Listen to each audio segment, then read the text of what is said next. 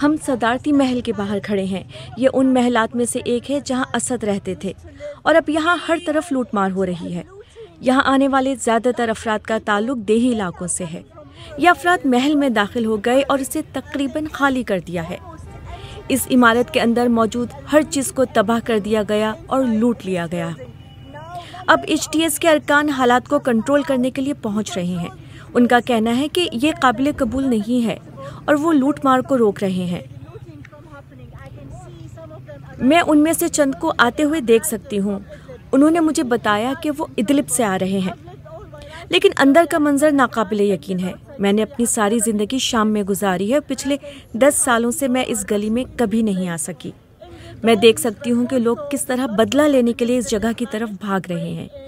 उनमें से चंद तो खुशी मना रहे हैं कि वो असद को हटाने में कामयाब हो गए हैं और वो इस महल से अपनी ही चीज़ें वापस ले रहे हैं। अंदर बहुत अफरा तफरी के मनाजिर हैं, जबकि दूसरी सरकारी इमारतों में भी लूटमार हुई है, लेकिन यहाँ पर सूरत हाल मुख्तलिफ है। लोग इस इमारत में तस्वीरें बनवा रहे हैं और साथ ही जो हाथ में आता है वो उठा लेते हैं।